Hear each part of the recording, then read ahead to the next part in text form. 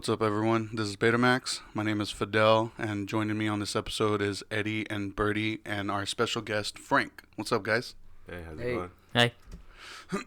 I wanted to bring Frank on because we were talking the other day, and he has a lot of stuff going on, and it was just like a very interesting conversation that I asked if he was willing to share what he has going on with us and maybe pick his brain a little bit on certain things. So, and he agreed. So, thanks for coming on, man. Yeah, Oh. thanks, dude. Thanks for having me again, guys. That was fun. So, you have your label, Hectic World, right? Yeah. What's the status of that right now? So right now, that one, Hectic World, I'm just kind of using it mostly to sell records. Kind of want to make it into a store eventually. Yeah. But I would like to still put out more punk bands and stuff like that. But right now, the main focus is just mostly getting it to a store type of thing. Yeah, and do you have any locations you're looking at? Yeah, there's a spot here in Magnolia in Arlington, an old Payless spot that Yeah. looks abandoned. Yeah, I remember you mentioning that one. Yeah, so I kind of want to, would like to get that and make it a storefront, but also in the back, I would like to build a studio and a rehearsal spot, but also even with a room, if possible, to have a place where touring bands can chill at, type of thing. You know what I mean? Yeah. Also, and just be able to get back to the community from there, because I always thought about also doing shows and kind of, I know there's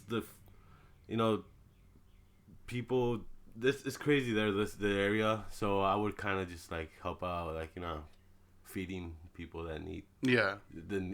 anyone that is in need, type of thing. I would also like to use that location for that, you know what I mean? Because I know how it is to sometimes need a plate or something, Yeah. blanket or something like that. So Yeah. that's where I'm coming from in that area. So I guess that's one spot I'm looking at, because it's just the spot is main streets everywhere, and it's a good location. So hopefully I'm gonna try to see if I could get info on that location and hopefully make something happen. Hopefully within this year. Hopefully. That sounds Yeah. tight, man. Yeah. And so Hectic World, you're just using it like a distro then? Yeah, for now, yeah. Cause pretty much I was supposed to put out a 7-inch for a band, but it just didn't work out. So I just didn't really focus too much on the punk thing right now. Yeah. I do have some other stuff working, but now I'm trying to work more on the soul side of music. I wanna, Yeah. the whole souldies thing, and it's I have friends that are actually doing bands now, and I would like to help them out also. So I have another label right now. I haven't really put it out too much, but it's gonna be called Soulful Nights, and there's already guys that are deep in the scene that are gonna be able to help me distribute and also produce stuff. Hopefully, if everything is, it's in the plans right now to put out an artist called, her name is Anna Marie, Mm-hmm. and she put out this the single. It's a nice doo-wop song, which I reached out to Joey Quinones is the one that actually produced it. I reached out to him and asked him if anybody was picking that up. And right now, since the way things are with pressing plants, it's a lot of stuff is being put in the back burner type of thing for a lot of Yeah. labels, especially the big labels in the soul scene. So I kind of decided, you know what, I'm gonna I want to be a label, kind of the same as a DIY punk thing. Yeah. Put out records for stuff that I like, and help them out, at least pay them in records for now, just to start out, type of thing. You know what I mean? Yeah. But he agreed to it, and we're working towards that. And he also agreed to do other produce other stuff. So it's kind of cool. He's he's a really connected guy in the soul scene. So I guess that's gonna be cool for my label, and also for the homies around that are doing stuff. I just had a quinceañera for my stepdaughter last week, and I actually had Joey perform, and I took the opportunity to kind of give my friends in Infinity Rose kind of a chance to put themselves out there because they had recordings and everything, but they didn't know how to go about the whole soul thing. Like they're so connected into like punk stuff, but Yeah. you know, they just didn't know how to go about that. And so I just kind of said, you know what, like, you know, Joey's gonna be there. He's a big time like Yeah. producer. So I'll just have my friends, you know, come play. And it actually like, it was for being their first show and everything. It was a really good set. They played their 4-song demo, and it was really good. I think it opened some doors for them. I like to think that it helped them out, but it also, you know, it gave me more of the chance. Like, damn, I really gotta push that label now, you know. Yeah. Yeah. So yeah, that's where it's at right now. So you're trying to have 2 labels, one for soul and one for punk rock. Yes. Okay, cool. Yeah. So yeah, like I said, I would still like to focus on some punk bands, you know, eventually. But right now, I guess my main focus on the soul stuff. Yeah. Just because a lot of doors have opened for me, and I just want to take advantage of that. You know what I mean? So yeah, I mean, you know, it's a lot of work already as it is. You know what I mean? Like being able to take care of, like, you know, pretty much from recording a band to production, like the whole deal is actually a lot of work. Oh yeah, man. Yeah. So you're taking all that on, right? Yeah. So I'm gonna try to. It's just you. You don't have any help. Just me for now. Yeah. But I mean, I do have my friend from Florida, Jason, who actually runs Mango Hill. Yeah. But he's out there. I'm out here. Yeah. So in a way, he's kind of guiding me towards what I have to do since he's been doing it for a while. But yeah, that'll give me the opportunity to kind of help out on the West Coast side of, you know, as a label. Because I know there is some labels, but, you know, I would like to put out the stuff that I like. Yeah. You know? Yeah. How did you, like, get into the whole soul stuff? Because I know, from what I know, you're punk, you know? Yeah. When we first met, you were punk. Yeah. Well, soul music, I've always listened to it, but the whole souldies thing, like these new bands, I don't even know how I ended up meeting a lot of the artists. I guess just by going to the shows, the same like with punk, you know, like you go to punk shows for so long and you start seeing the same people over and over. Eventually you say what's up and then we become homies type of thing, you know? So I think it kind of became something like that, you know?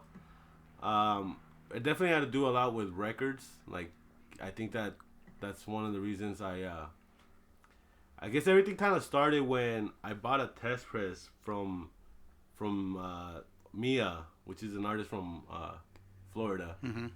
And somehow I tried to buy it from eBay, and it didn't go right. So eventually she gave me her info, her phone number. We started messaging each other about the record. And at that time, I was thinking about proposing. Oh, yeah, I remember. So, yeah, it all happened from there. So I asked her if Jason could help me propose at the car show that was happening in Norco, and it happened. So I guess from there on, that's when I started. Oh, actually, there was a meet and greet the day before the car show out in Corona. It was at the bar. I forgot that bar.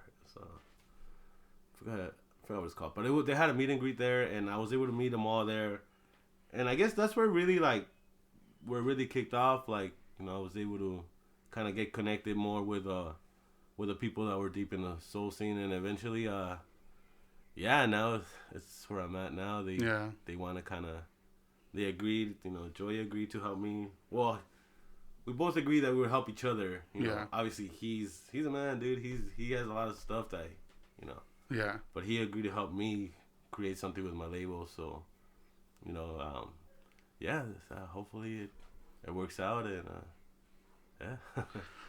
I kind of want to go back a little bit and ask you, like, the typical, how did you get into punk? Like, do you remember? Punk, I think, for how it happened for a lot of you guys, for a lot of people, Tony Hawk.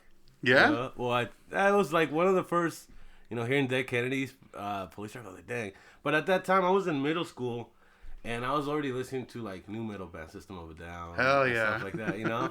So, to me, like, you know, those new metal bands were, like, crazy. The drumming, like, especially, like, I was really into Slipknot at that time. And, like, I thought, like, the drumming was like super, Yeah. on point.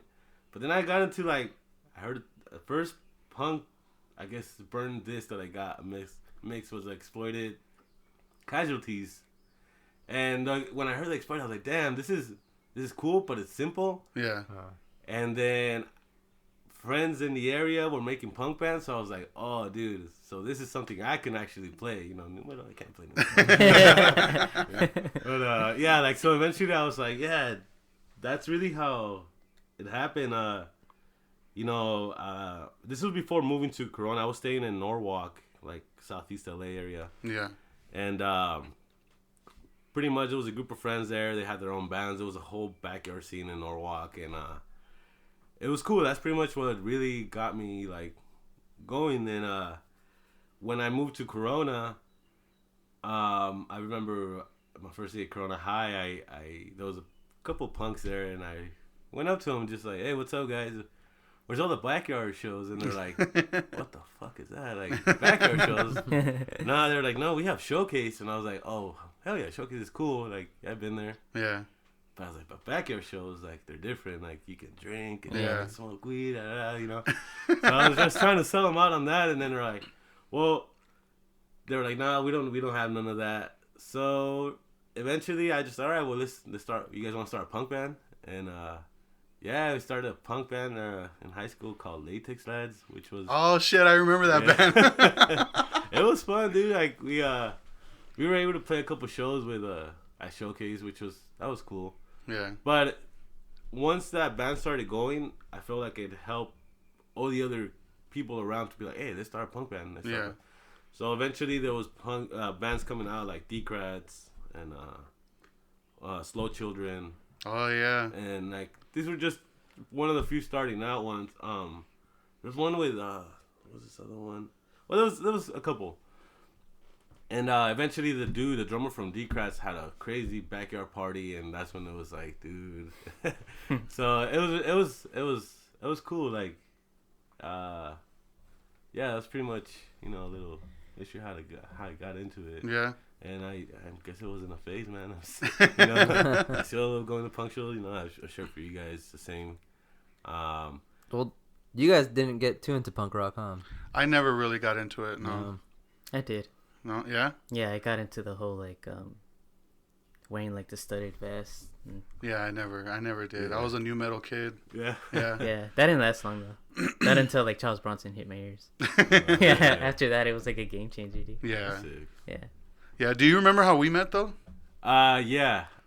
We met because Omar looking like me. Yeah. So, It was a Hit 'Em Where It Hurts show at Yeah, like yeah. it was like somebody's living room in Corona. yeah. And I remember I showed up with Evan and Omar, and you and Omar were dressed exactly alike.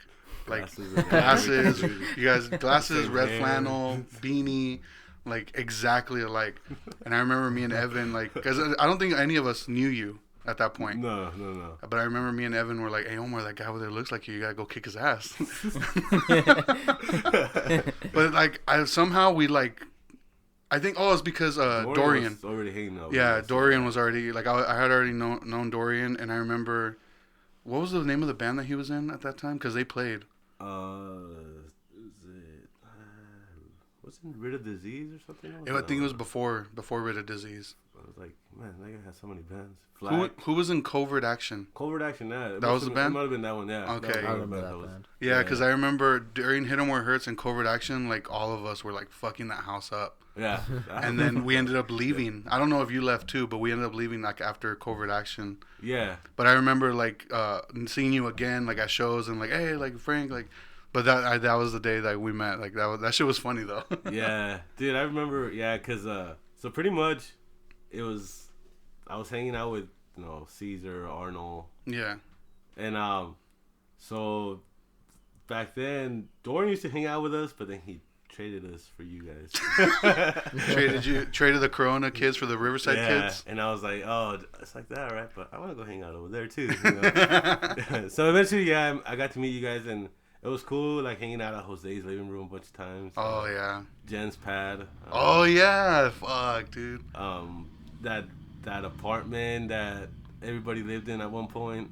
It was like Oh, there was like kind of two stories. Yeah. Oh, okay, yeah. That one, that was good time, man. Do you remember that party at that apartment? Somebody shit themselves while falling asleep underneath the air conditioner. What? Yeah, I think it was your birthday party actually. Damn, that was a crazy day. Was that the day that the whole thing was packed? Yeah. And we showed. Yeah. Yeah, there was like no walking room in that living room. Dude, like, yeah, we showed up and yeah, everything was like the whole living room was like, you were able to, if you wanted to go to the top, you had to crowd surf. Basically. Yeah. Yeah, it was fun. But you did mention Showcase. Like, do you have any like memorable like or favorite shows that happened that you went to? I think the most memorable show I'll always have from Showcase is Youth Brigade. I forgot what year it was. I think it was like 2003 or something like that. Yeah. But so I got super drunk off Jack Daniels and I was fucking moshing like an idiot or stage diving like a dumbass, you know. And at one point, I jumped off the stage and I was crowd surfing. But you know how like sometimes they drop you towards the pit? So they dropped me towards the pit. And back then, I was a little bigger kid. I was huskier. So I tried to break my fall with my arm, and my arm dislocated at the spot. Shit. Yeah, dude. Fuck. So I'm on the floor, and I looked at my arm, and it's like up, like you know, like a dislocated. And I'm looking at it, I'm like, oh shit, like what the fuck is broken? So, I'm like holding my arm up in the air, and somebody's thinking that I need help to get up. Oh no! I already know what's gonna happen, dude. So pretty much that guy grabs my arm. I'm like, no. He just grabs it and pulls me up. All this happened within probably like 10 seconds, and dude, it was the worst pain ever. I think I tried to fight Julio's brother. What's his name? Francisco. Yes, because he tried to Franny, tried to help me. He was outside. Hey, are you alright? I was like, dude, get the fuck away from me right now, man. My fucking arm is hurting. But yeah, dude, pretty much my arm came out of place, and then the guy put it back into place. I woke up. I didn't go to the hospital right then and there. I waited till the next day, and then when I went to the hospital, they just said, "Oh, there's nothing wrong with your arm, just bruised." Like, it's like I'm pretty sure it was broke. He's like, "Well, whatever happened last night, whoever pulled your arm, put it back into place." I was like, "Fuck, dude." He said, "Because that's what I was." The doctor said that's what I was gonna do. I would have just pulled your arm and would have done the same thing. Yeah. And I was like, "Well, I guess I owe that guy a beer, huh?" It was just some random or somebody? Yeah, it was some random guy. Yeah. I think I don't really remember. Like I said, I was really wasted that day, man. But that was like the most memorable moment. And there's actually a video now. I think Omar like found the video on YouTube. I haven't watched the whole thing, but I'm sure there's that point where I fall.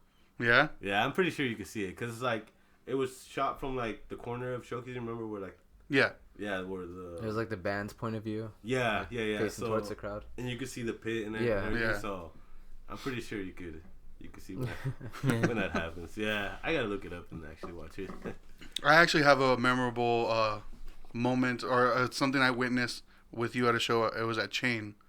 Okay. I don't know if you remember when Dorian wore a Screwdriver shirt. Yeah, I was just talking about that the other day. Yeah, and I was like, dude, this idiot right here. Yeah, but like I remember and people were like giving him shit. Yeah. And he's like, "Oh, dude, take that fucking shirt off, like, or get the fuck out of here." And he was like, "Nah." I'm like, "What the fuck?" And I remember, I forgot what band we were there to see, but I remember like they finished a song and the guy went straight for Dorian. Yeah. But then I just see you out of nowhere just fucking clock him, dude. And you're like you're wailing on him. And they like took you off him, and dude, that shit was fucking crazy. It's because what happened is he passed by, and the girl that I was dating at that time, he pushed her against the wall, and I was like, what the fuck? So he's passing by, and I looked over, and I put one and one together. It's a skinhead dude, and going towards Dorian, I was like, I already knew what he was going to do. Dorian didn't even know what was going on. He's like against the wall, and he's putting on his beanie, like literally set up for a nice uppercut. So the guy that's what he was going for. And the last second, man, I was able to get him on the side of his head. Yeah, I saw that. And dude, like, I just, pushed him off. I started going at it. And then Blake jumped in because I guess one of his homies was going to jump in too. And I just remember seeing Blake, like, getting like the tallest guy against the wall. Like That's funny, dude. Fucking Blake. Blake is crazy, man. Yeah. Oh, yeah. But that was I remember that. And you didn't even get kicked out. I think No. that guy got kicked out. Yeah. I think Damn, that was funny. Yeah, because I think there was more. Yeah, because I remember a lot more people jumped in on that too. I remember seeing some guy doing the Superman on him too. I just remember Dorian yelling out, "I'm fucking Mexican, dude." Fucking Dorian. Yeah, I remember that, man. Man. Showcase. I mean, is Chain? They started doing shows, or they've been doing shows, right? They're doing. You know they sell beer now. I don't even know. It's Yeah. been a minute since I've been there. Yeah, the last time I went, they have a bar, or like they've always had that bar where they sell like sodas and stuff. Yeah. But they sell beer now too. Oh, okay. Yeah, so it's still all ages. Oh. But yeah, I was like, what do you think of Chain? Like, I was never really a big fan of it. It was a place for hardcore bands mostly. I mean, they rarely did any punk shows. They stopped doing punk shows because I think they were too much trouble. And Really? From what I remember. But then I think they just started recently again, booking some punk bands again. Yeah. But I didn't know Punk about shows the did always get out of hand way more than any hardcore show I've ever been It at. always was like always like that, man. Like Showcase, I think that was the main issue. Like punks just fucking shit up, and a cop station being next door didn't help at all, you know. So I think that's Did you watch the Showcase documentary? No, I didn't get the chance. I was out of town, but I heard alright things about it. I heard it could have covered a lot more, but I kind of still want to watch it myself to see what's up with that. Did you guys watch it? I'm hoping it gets put on something. Yeah. Did you guys watch it? Yeah. We ended up going to a screening here in downtown. Oh, okay. I think they might do more because I think they're trying to raise money to be able to put it on a streaming service. Yeah. But I don't know, because we were talking about it, and it's like, why don't they put it like on YouTube for sale or something? Yeah.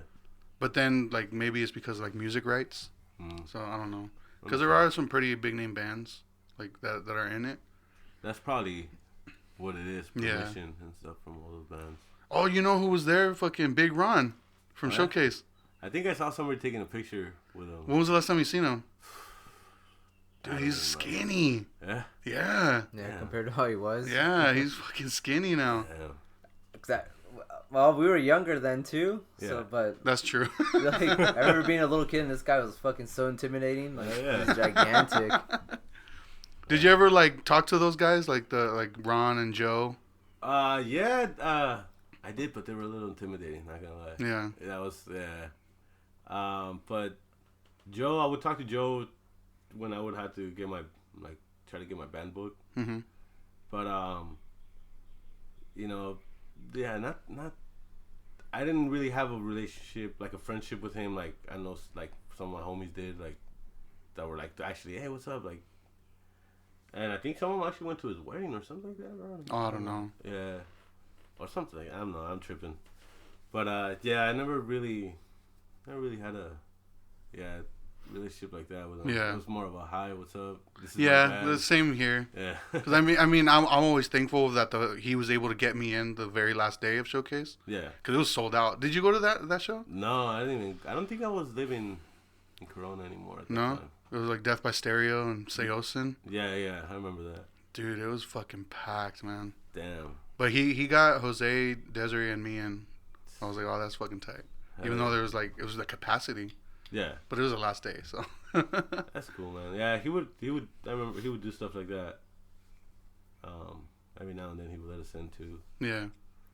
But yeah, I miss Showcase, man. Yeah. There's not really a venue like that in Empire, huh? Nah, I guess they say they try to open up the Showcase somewhere else. Yeah. But I think the owner was just like, nah. Yeah.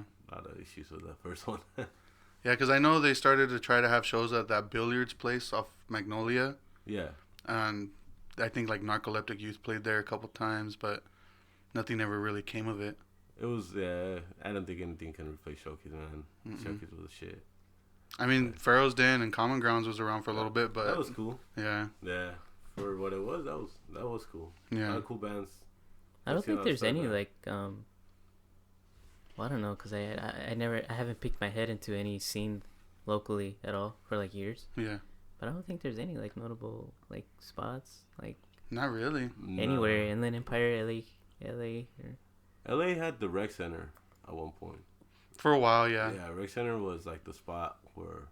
Because I know Sergio's in the valley now with Midnight Hour. Midnight Hour, Yeah. which is cool, but the only downside is like It's fucking far, dude. It's far for us. Gotta Yeah. drive like an hour and a half. Have you been to his record store? No, doesn't he have two though? Like one. He has one in San Fernando and then the other one's in Covina. Oh yeah. But the one in San Fernando is also a venue.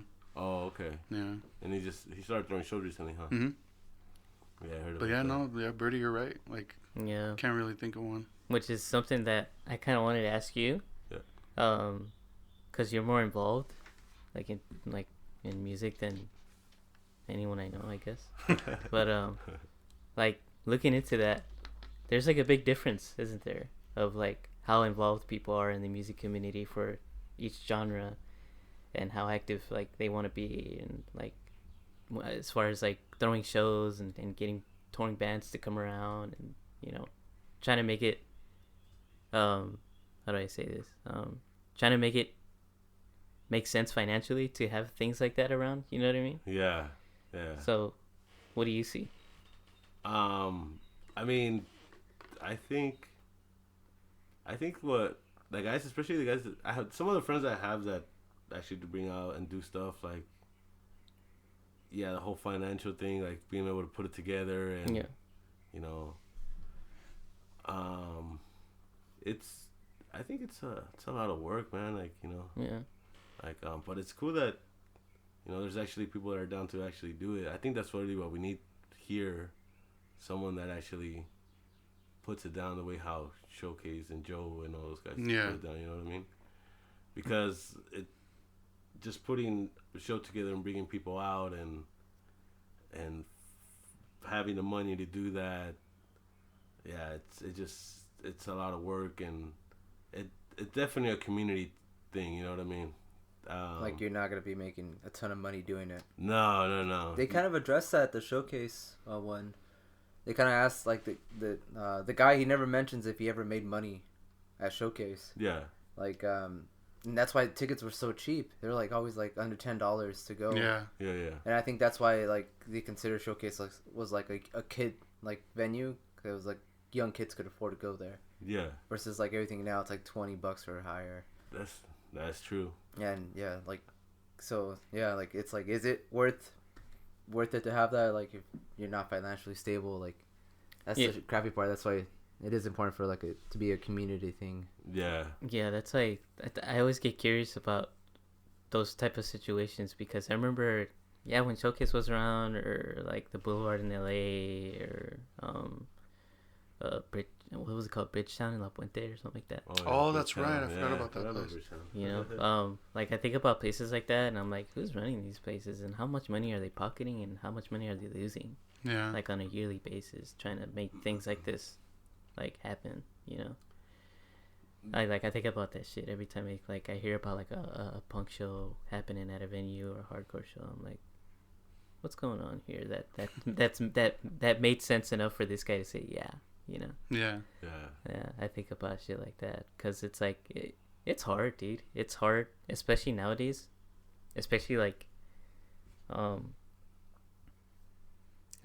never thought I would be saying shit like this, because it's like it makes me sound like such an old dude, but it's like the economy like evolves, like in such a way that like it makes things so much harder for everyone, and it's like it's happening like more and more, more like the more years go by. So yeah, I mean it does get like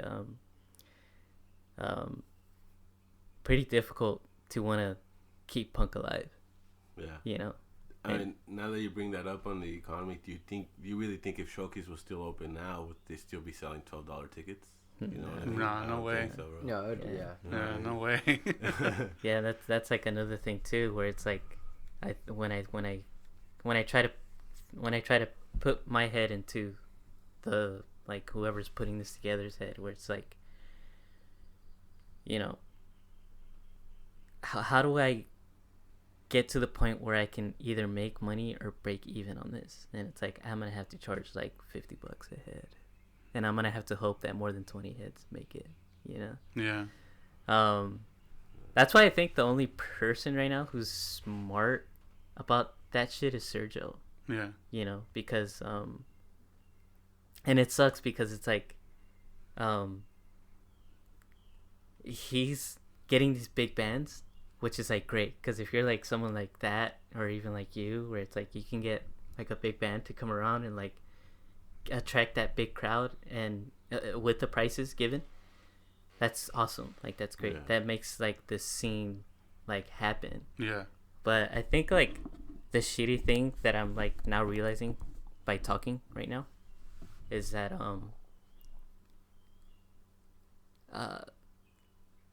you just can't be punk anymore. You know, like you just can't like like you just can't be like it can't be like I can't have like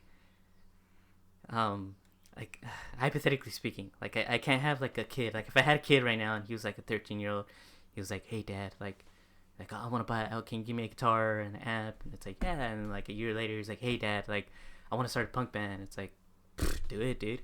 And it's like, hey dad, I'm not having fun making this punk band happen because I can't get any shows because like backyard shows aren't a thing anymore. Like the smaller venues, kind of like the Bridgetown, and like shit like that. It's like they last like a month because like the crowd is so shitty, and I can't play a show at Sergio's place because I don't know, I'm like a backyard band and I'm trying to play with like, you know, Chain of Strength or like, you know, Infest and shit like that. And it's like that's not gonna happen unless you have some credibility to you, you know. So yeah, it's like it sucks, dude, because it's like if you really want to be punk, it's like it can't really happen unless you gotta know somebody. yeah. Which kind of comes back to the whole like, yeah, it has to be like a community effort. Yeah. Because that's how it was back then when we were like younger and like starting bands and shit. Yeah. When we were like in bands, like trying to go play shows in LA or fucking like Murrieta and shit like that. It was like, yeah, there was people like supporting us. There's people like not charging us for shit. There's people like telling us like just show up, you know, making deals and being like, you know, because there was a lot of other bands that would be like, we're willing to go to this show in LA. Can we get some money, you know? Yeah. And then like, you know, there was other bands that was like, we're willing to do the show in LA. You don't have to pay us, but can you not charge us for this? You know? Yeah. You know what I mean? Yeah. So it's like, it definitely has to come from the heart at that point where it's just like you have to love it. Like, yeah. Because there's still a lot of backyard shows, especially like out in LA. Like I think it's harder in this area, just because I see them all the time. Like I don't know, like Clorox Stream and all those bands. Like they're always playing backyard shows and always like posting flyers, and it's cool because they remind me of like Showcase, like all the flyers that they would just throw together. And like I remember like Bobby and Jose would be making flyers. And it just reminded me of that, like how like it was fun to see what they come up with like for these flyers, and they have like good ideas still. But yeah, like it's like if you're in a punk band, like it's you really have to do it because you love playing. Yeah. Because if not, I mean, if you're doing it to get fucking noticed or big, like it's gonna be fucking hard. Yeah. Most likely you're gonna sink, you know. Especially, sorry, go ahead. No, go ahead. Especially like in this day and age, because it's like, I feel like the more I talk, the more old. Like I feel like, well, like back in our day. Oh no! You know, like back when we were like younger, starting bands, like it wasn't as like digitized as it is nowadays. You know? It wasn't as internet like friendly. I mean, we had MySpace, but that's basically it. MySpace and YouTube. Yeah. Yeah. So it was like, you know, it was like harder to get the word around. Yeah. But like nowadays, it's like more of an advantage because everything is so like instant. I mean, we're all living on the internet now, you know? So it's like, you know, but then there's like another con to that because it's like a cop's gonna notice it. Yeah. You know, it'd be like, oh, I'm gonna go shut your ass down. You know. Do you guys remember that fucking? I think it was a Facebook page. I haven't had a Facebook in like fucking decade or something. But I remember like there was a Facebook page. And it was like, I am not a cop. Oh, yeah. And it would always pop up on, like, the show Facebook page. Like some dude with, like, a fake mustache. Yeah. It was like, I'm not a cop. And he'd always post, like, a comment being like... Where's the rock show or something? Like, you guys want to tell me where this is at? Do you see any like similarities or differences when like putting on like a soul show or anything like that? I think there's definitely more money involved in soul shows. Yeah, because I think the soul bands are a little bit more serious than a punk band. You know, a punk band. You could give them a case of beer and like. Yeah, literally, yeah. But like, especially since there's not a lot of. I'm gonna say, how can I put this? There's not a lot of backyard soul bands, quote unquote. You know what I mean? Like, there's not little bands that you can just like, hey, dude, like, you want to play this show for free, like, and open up for this big band. You know, it doesn't really. It doesn't really work like that. They're not as disposable, I guess. As it's a little bit more serious, I think. That's definitely That's definitely the biggest difference I've noticed already. Like the whole money thing. Yeah. You know, this is people's livelihoods type of thing. You know, like they legit live off this thing. Punk, I mean, punk is punk. You can't really make money out of punk. You know what I mean? But soul, that's definitely one of the big differences.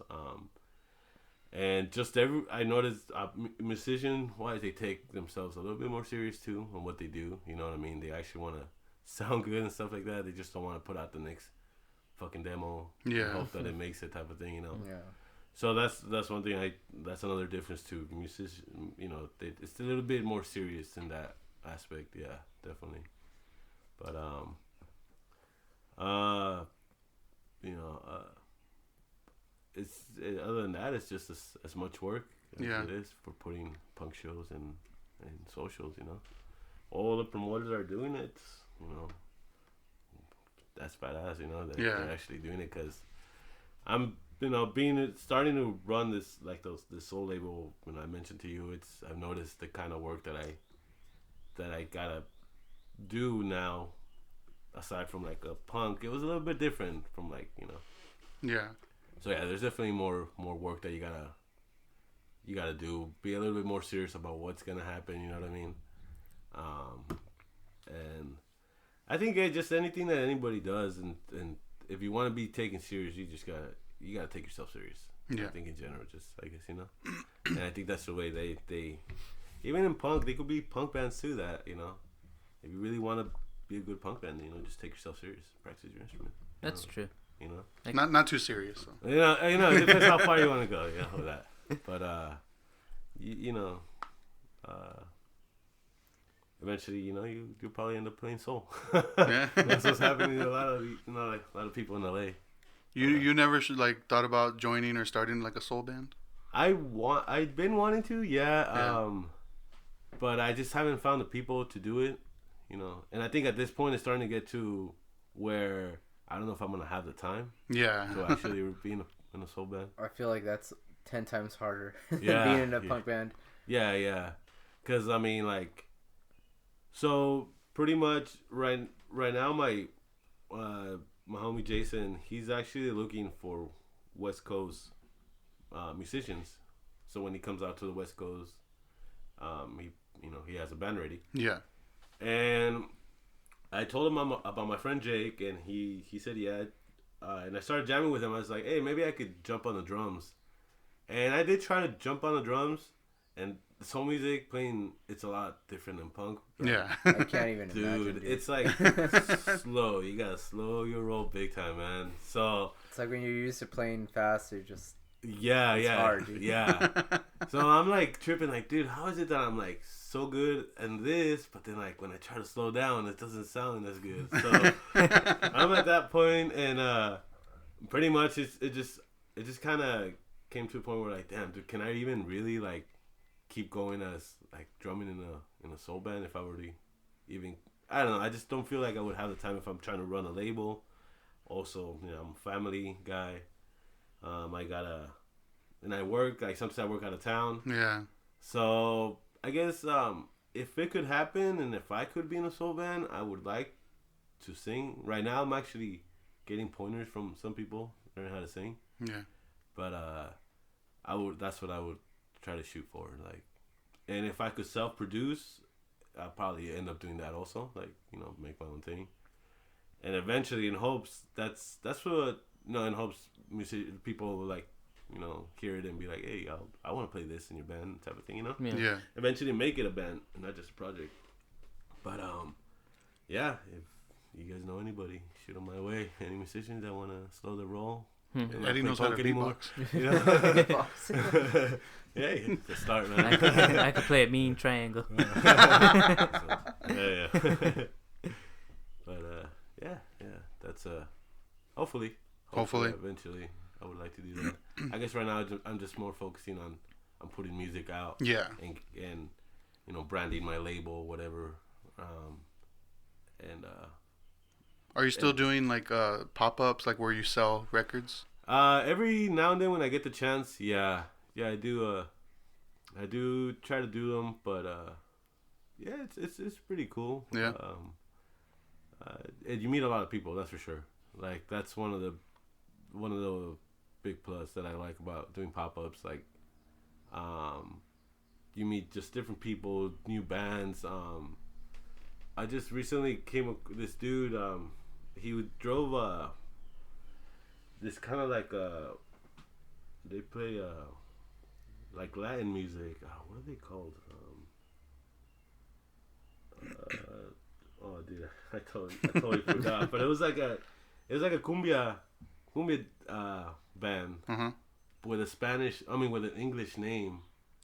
Oh, They from around here? they're from LA. They've been around for a while. And he gave me one of the records. Oh, this is the last one I have. This is from them. And I was like, dude, this is actually pretty good. I traded them for one of my friends put out this cumbia record from this band called, the project was called Los Hermanos Flores. And they had a Culebrita record. And it was actually really good. Yeah. So we traded and yeah, I'm just trying to remember the name of that band. Yeah, I hate when that shit happens. Yeah, dude. Dude, I'm drawing a blank here. But yeah, I do pop-ups every now and then, and they're pretty cool. Just meeting the different. Do you have any like planned? No, not right now. Not right now. No. Usually they're kind of like they'll tell me like a month before, hey, you want to do this one? All right.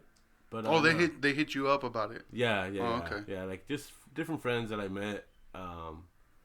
But yeah, every now and then I'll still do some. I think we need to do some out here in There was one like down Van Buren like a couple years ago.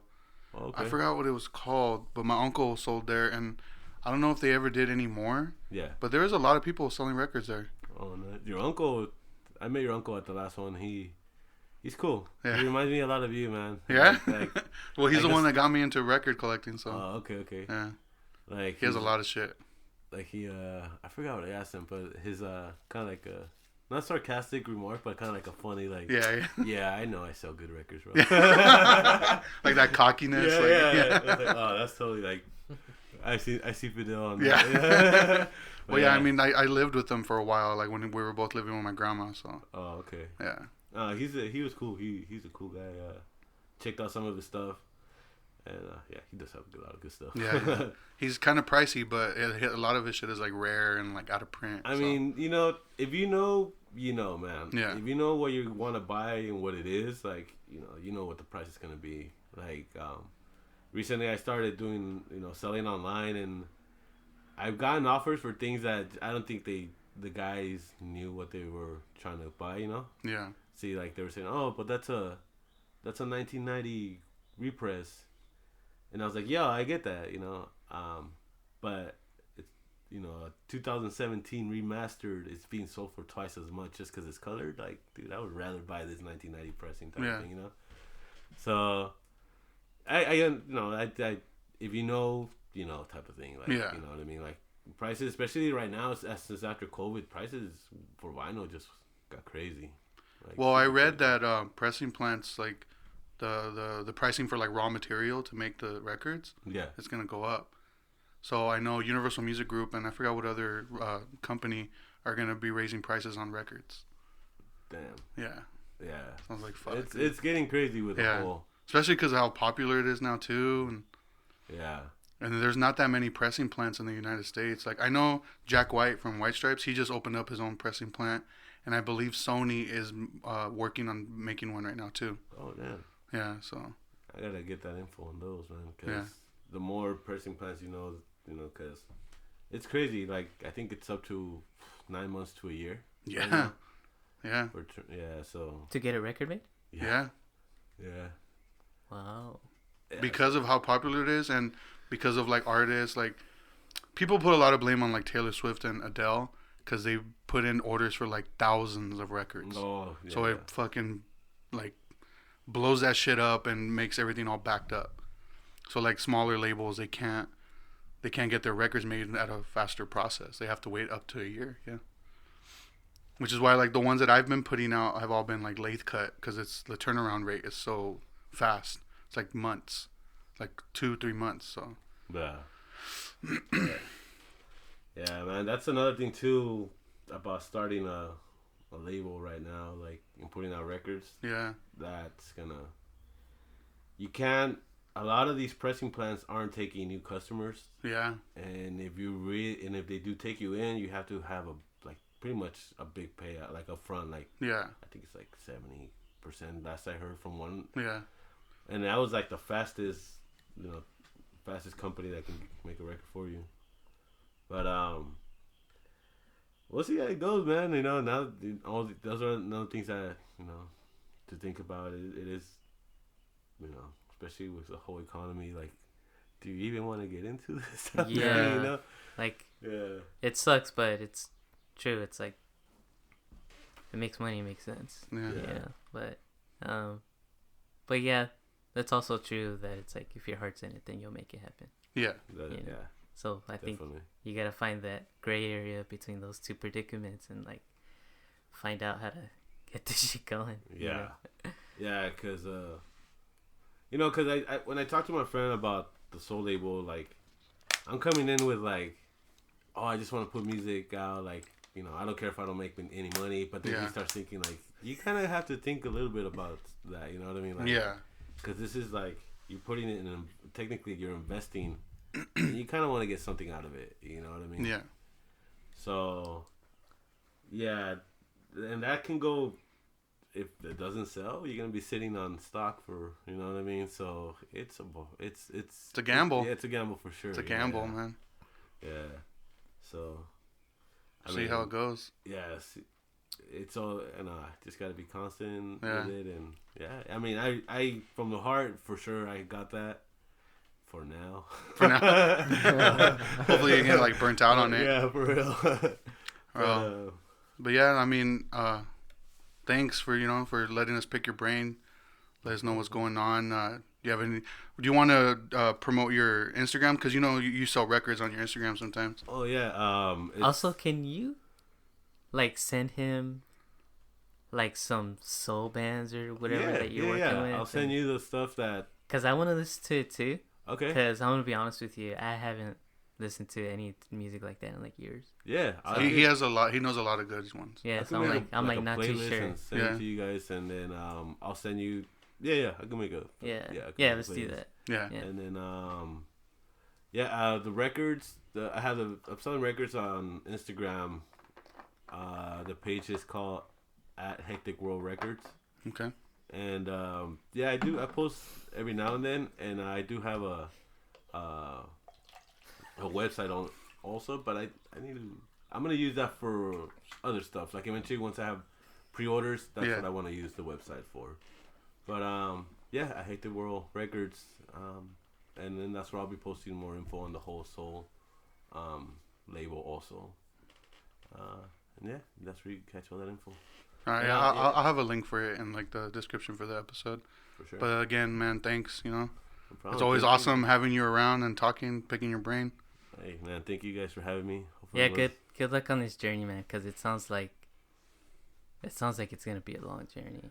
And hopefully it'll eventually, if I do get that spot in that old playlist spot on Riverside, hopefully it'll be like back then where there's actually something to do on. Hey, there's a show. Let's go to the show. Type Yeah, of and we'll show up. you know what I mean? Yeah. I'm busy that day, but What day is it? What day is it? Yeah, I'm busy. I'm busy that day. But I just feel like in Riverside, there's the people, but it's just like we don't have the bands and the spots right now. Well, there is a couple bands coming out of the IE. There's one of them actually that I'm really into right now. The band's called Skin Pig. Mm-hmm. Skin Pig. I have one of their tapes on the Hectic World page, and it's actually really good. It's like rock and roll Brit pop kind of style, like something that you hear from like for sure the '69, and it has that I guess working class. I don't want to say oi, but it doesn't sound like oi. It's like rock and roll, bro. It's like rock and roll, like rock and roll type of thing. And you guys should check that one out. And I know they're gonna be playing shows out here more often, so hopefully that'll start again, like out here in the IE, like more bands, and even having LA bands coming out here, because that's one thing that I know I tried to get LA bands out here, and they're always like, "Who's gonna go? Like, it's too fucking far." Like, you know what I mean? Like, fuck you, man. We go to your shows. Hey, for real? What the fuck? But no. Hopefully, like I know Skin Pig's gonna have a show soon. And that's I recommend that band. That's cool. Skin Pig. Skin Pig, yeah. All right, hell yeah. And that's what I can think of right now. Yeah. Some bands, but I think if more bands, I know, you used to sing, man. Yeah. I remember he was actually the second band I recorded on the Hectic World, Vomit Bastard. Mm-hmm. Really? Yeah. I did not know this. Yeah, this was back in like 2011, right? Yeah, it was pretty early on. Yeah, and I actually was pretty like happy about the way those recordings came out. Yeah, me too. Because I was like, dude, it was like I didn't really know a lot, but just the way the guitars came out and everything, the drums. I think it's because you guys had badass instruments, man. I was recording like really shitty instruments before, like the bands had really crappy instruments prior to you guys, and yeah, I was really happy in the way that came out, because I remember the way I recorded Mayo. That one sounded really, really kind of like low. Yeah, that one really super lo-fi. It sounded way more punk though. Yeah, like their stuff sounded way more punk because it was like super lo-fi sounding. Yeah, and then our shit ended up sounding a lot cleaner and a lot more like grindy, which was cool. Yeah. I really like the way you recorded that stuff. Even recording with you, like recording in the garage, right? Yeah, recording in the garage. Yeah, even recording with you was fun because it was like that was my first time recording professionally, I guess. Yeah. Because before then, the punk bands that I was in, like we would record with like a mic in the center of the room. Oh, okay. And that was it. Yeah. Fuck. You know. Yeah. And, no, we did layers. Yeah, but with you, we like layered everything, and like we isolated like the vocals, like, and it was like, oh man, this was fun. Yeah. Yeah. Different experience, and yeah. Yeah, it was fun, man. Like I was gonna mention that earlier, but Yeah, I didn't know that. That's crazy. That's tight. That's tight. And I think after that, it kind of kicked off a little for you guys, no? Because I know you guys were playing grind shows in LA and shit like that. Yeah, we like that band started to pick up, and it just sucks, man. Because like we started to pick up, and we started getting noticed, and then like even Sergio was helping us out get to like the Valley in LA, and like there was even bands like outside California hitting us up and being like, hey, if you guys make more music and you press shit out, like we're willing to help you out, like come out here, you know? Hell yeah, dude, the whole community thing, man. Yeah, you know. Yeah, that's another thing too. It's like the community was so strong with like power bands back then. Yeah. But yeah, it just sucks because like when that band was picking up so hard, it's because we had like all these plans. We were planning on changing the band name. We were planning on changing like the way we played and like everything. But then it just fell apart out of nowhere. Dude, one of the coolest things I saw about you guys was so my friend in Goner made this like that band rules. Goner, hell yeah, Yeah. dude. He made this map. I think he made it, but he made a map that looked like those maps that they have in the trains where it tells you like where it's going. Like yeah. That looked like that, but he had all the bands from each set area, and and he actually put Vomit Bastard in the IE, and I was like, dude, that's sick. Like, yeah, I remember seeing that map. you know what I'm talking about? Yeah, I remember seeing that map, and I saw the name and where we were at, and like who was looking at all this, and I was like, that was a proud moment for me, dude, because I felt like we helped put that on the map. Literally, you know? Literally, they were put on the map, and I thought, I was like, dude, I recorded those guys. Hell yeah, yeah, they're on the map. Oh yeah, and that was yeah. Yeah, I didn't know any of this. That's tight. Yeah, man, you gotta bring that back, bro. That'd be nice. Yeah. Well, once again, man, thank you for coming on. Thank you. And I'll have a link to the Hectic World Instagram, so anybody interested in checking out any of the records and any info coming up with your soul label. But you can find us on Instagram, Twitter, Facebook at BetamaxULTD. Listen to us on wherever you listen to your podcast, Spotify, Apple Podcast, Google Podcast, Stitcher, like anywhere. Like just search for Betamax, and we'll see you guys next time. Keep moving, keep moving, keep flowing, keep it moving steady.